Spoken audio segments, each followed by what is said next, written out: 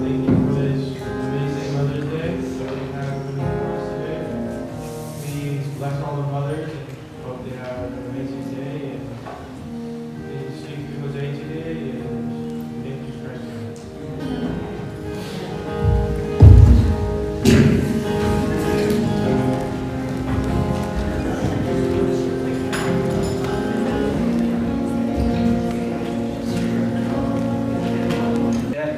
So, happy Mother's Day to all the moms.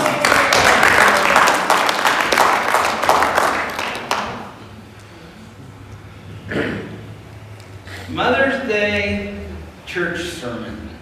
That's kind of weird, right? Hey, we're supposed to come hear the gospel. We're supposed to hear about Christ.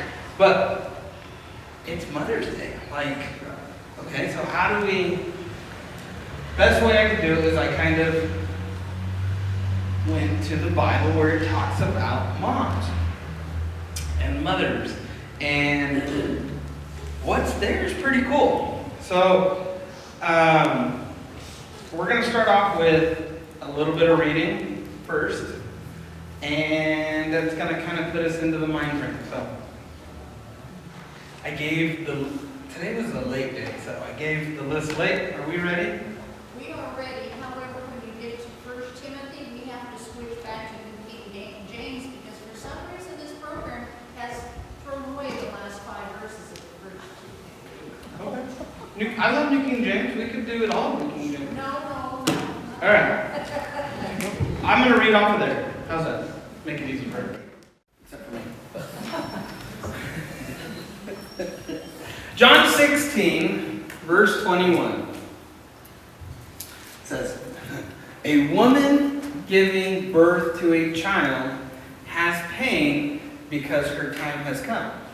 But when her baby is born, she forgets the anguish because of her joy that a child is born into the world. So it's this pain that they immediately forget the moment the baby is born. You know, they're like, I've been with my wife when she birthed the kids, and it's like, it's crazy, right? And then as soon as that baby's put on her chest, everything is perfect. Everything is perfect. And then we start talking about the next one.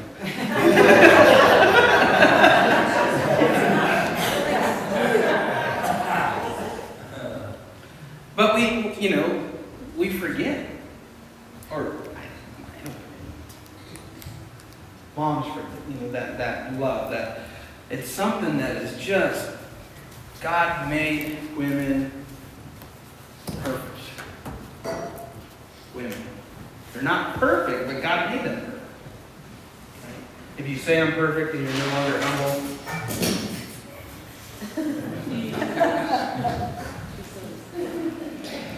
and that is the baby of the family.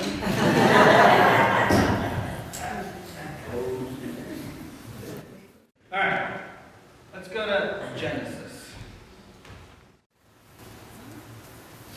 To the woman, he said, I will make your pains in childbearing very severe.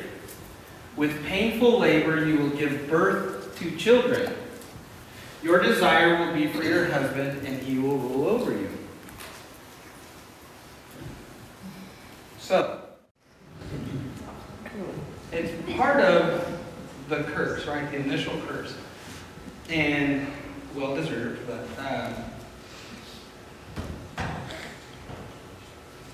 it's a reminder. But one of the cool things about this pain of being a mom is a blessing, right? But I mean, I'm not a mom, but I'm guessing that most moms feel that way. Yeah, no? Where's he going with this? Hurry up.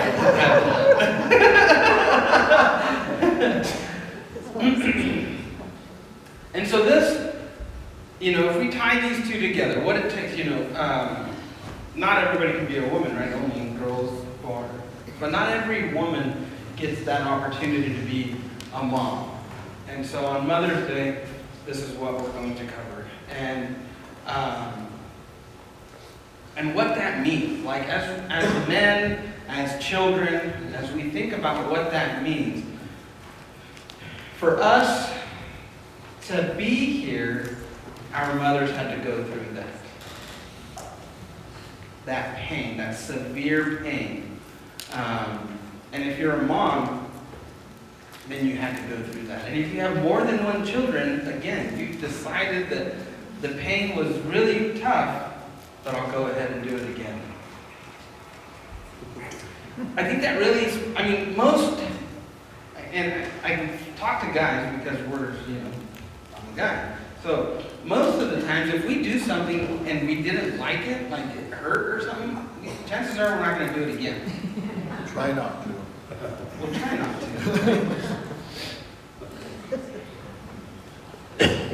Women will sacrifice their comfort, their body, their life to become a mom. I think it's pretty amazing. I have a lot of love and respect for my wife for bringing us this wonderful family. And I know that my part is very small. It was only at the beginning. And then Mom had to deal with everything else.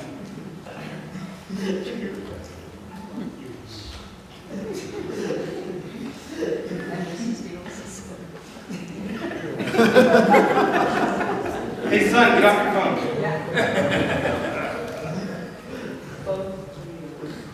Sons. Yeah. Off your phone. So now that we have figured out the pain that women willfully allow to happen to them, here's the blessing. We're going to go to 1 Timothy, New King James, right?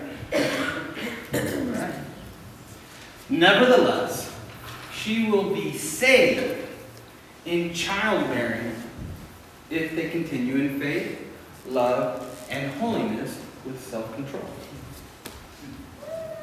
So through that childbearing,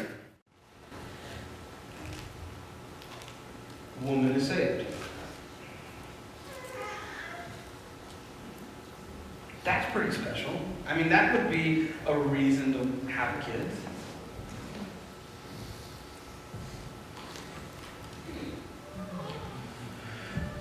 And then a little bit more reading. Let's go to Proverbs. Proverbs 31. We're going to start at verse 10.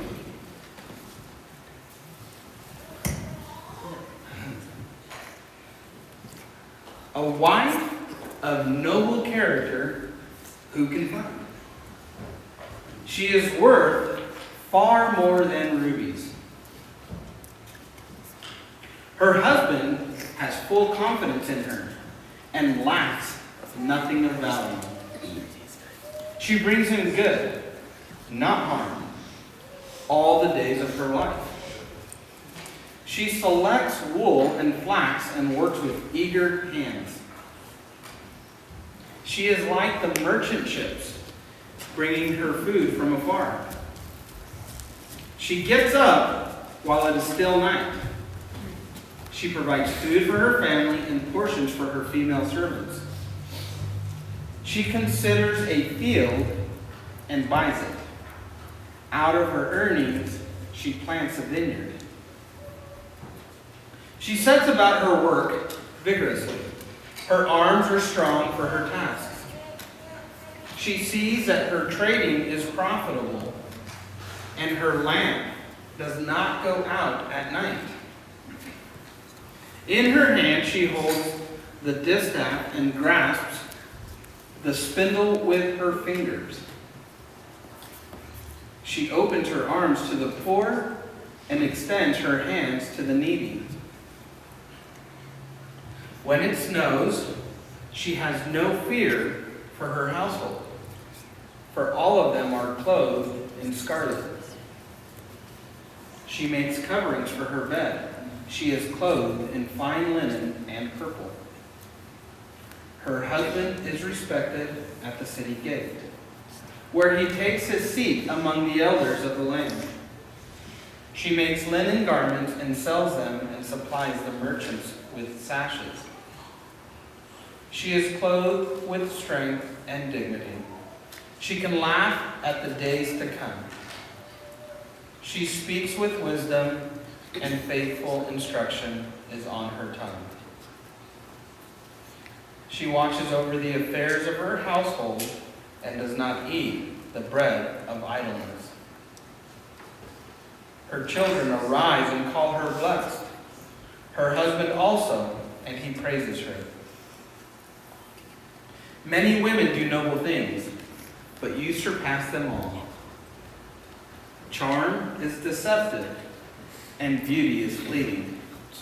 But a woman who fears the Lord is to be praised.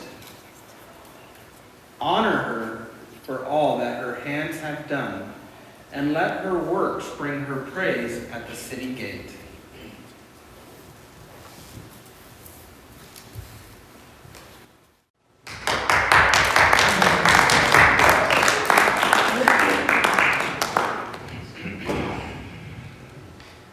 Mothers, women,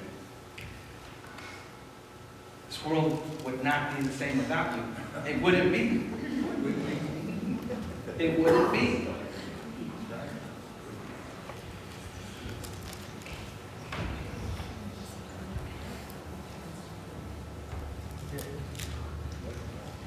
I've had a great opportunity to not only see my wife, but other kids and their mom. And there's something that is so amazing about moms. It's like a special power. They care. And not that guys or dads don't care. You just don't think they care. They comfort.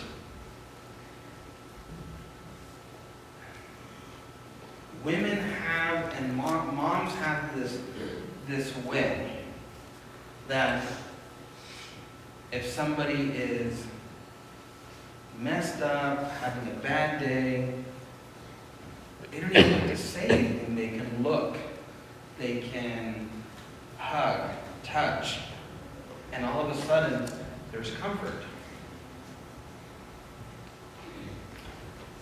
And they provide the security to all of those around them.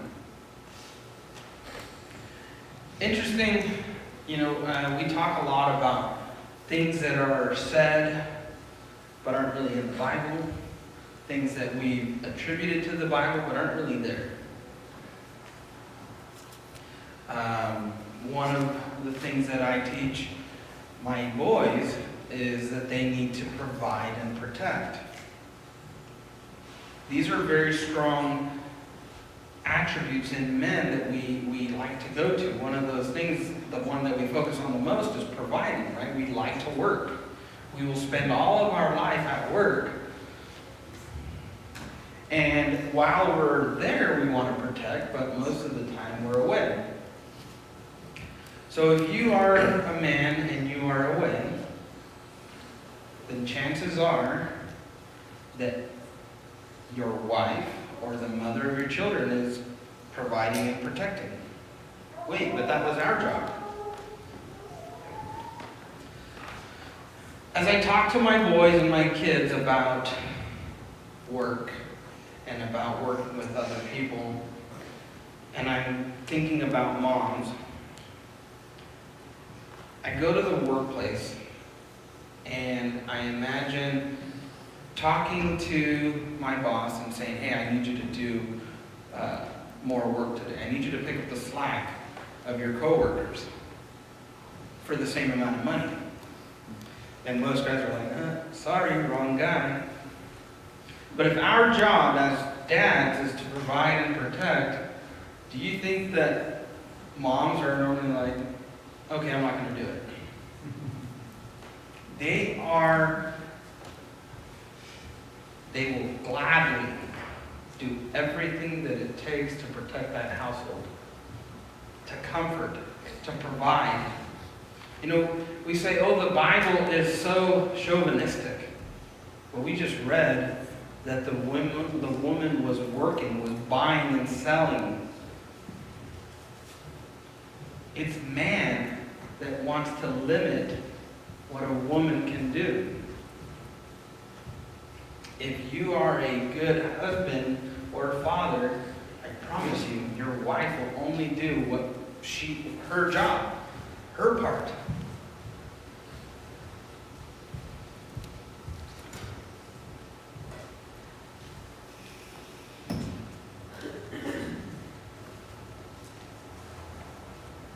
Well, as I look at the interaction between moms and kids, and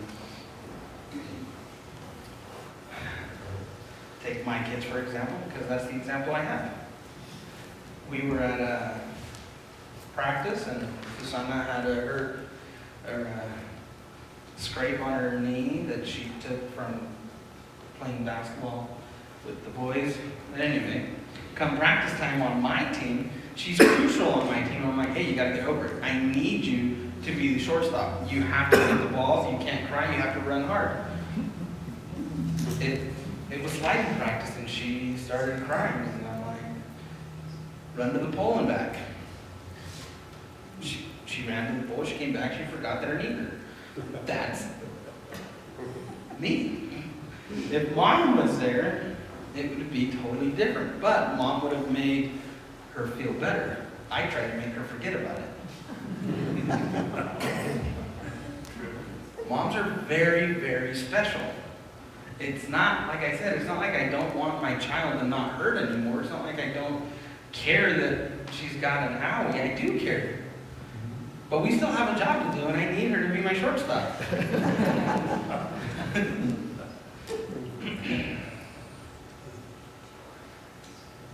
We have a warning, right?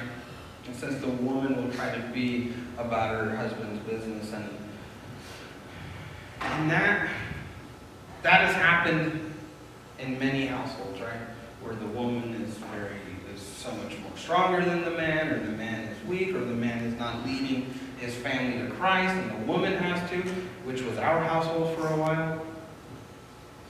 And it's not until the man steps into his position in the household that the mom just gets to be mom. You know, there are those that say, well, if you're a good husband, then your wife shouldn't have to work. Well, my wife reminds me of this woman that he's speaking of here. If I try to hold her back, we're going to have problems. She needs to be out there and providing and protecting. If something happens to me, I know she's going to provide, protect, and do everything for this household. She's a mom. If there's extra work, she's not going to complain about it. She's just going to do it.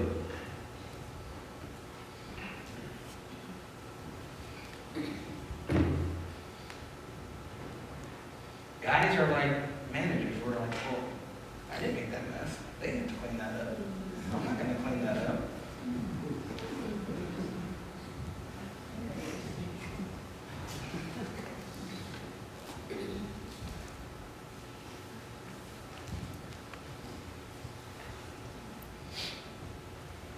Moms are special. Going back to what makes them a mom.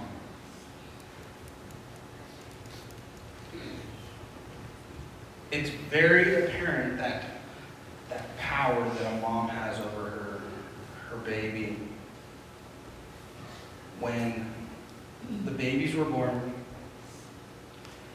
and they were crying, or like society, he got taken away pretty quickly, and then when he got back, the first thing they did was they took all his clothes off of him and they put it on mom's bare chest, and everything was perfect. Baby was fine, and then after that, the other kids, they didn't have as many, so they were all placed with mom, and the kids were just perfect. It's funny, you hear that same story from me, and that's what you get. Go ask mom. Everything is different. Everything is different because she's mom. I look at it like how it affected me. And that's it. That's the only goggles I have is like, oh yeah, the baby was crying and they took it away. Why'd they take it away? I don't know. They brought it back. What'd they do when they brought it back? They gave it to mom. Then what'd you do? I don't know. Watched.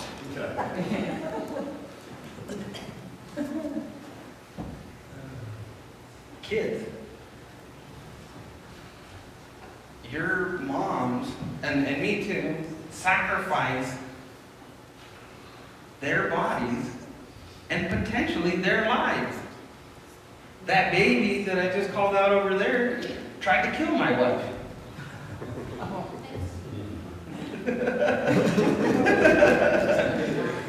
That's the one. With the backwards hat and the boo-boo underneath.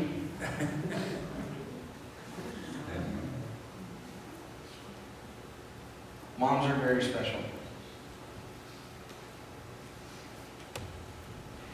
I have an example in the Bible that shows the weakness of men and how an obedient, God-fearing mother, wife will do when the husband won't. Let's go.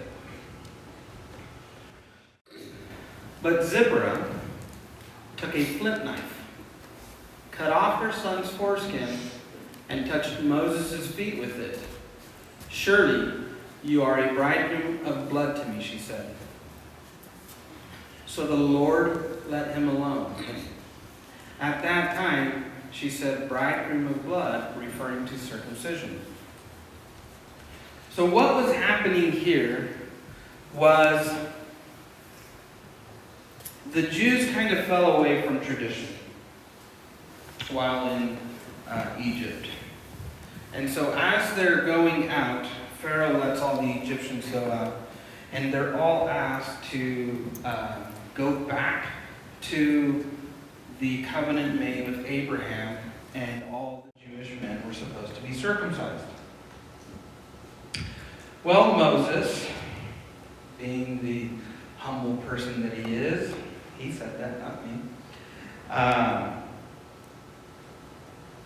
He didn't circumcise his kid. And so God was going to kill him. But his wife, who was not Jewish, did it. And saved both him and his sons. And that is a true testament to women. When a man won't do his job, a woman will. And that's the opposite between guys. If a mother isn't being a mother, a man will still have a hard time being that mother. A man will try to be just dad times two. Moms are special. And today, we get to honor them. And understand that their blessing comes through pain. Our curse was to go work. Everything we do is going to come from the sweat of our brow. We're going to work for it. Men will work for it. The women's blessing comes through childbearing. So thank you, moms. Thank you for providing a family and sacrificing all that you do every day as a wife, a mom, and a child.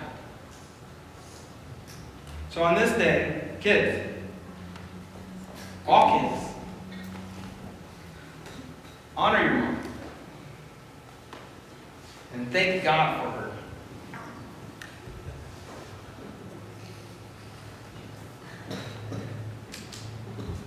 That's it. Father God Almighty, Lord, I just give thanks and praise for this day, for this church. Lord, I thank you that we get to think about our moms and the blessing that they are to us, the way they hold their families together, the way they comfort, provide, and protect not only their children, but also their husbands. Lord, I ask for a special blessing over the moms today, and you give them rest, and may their families just shower them with love.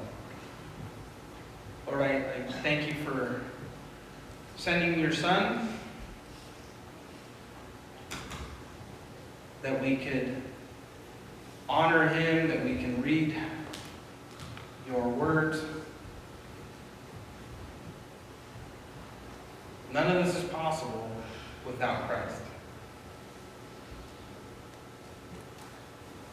Lord, we ask for all of this in your Son's holy and precious name. Amen. Go in peace. Serve the Lord.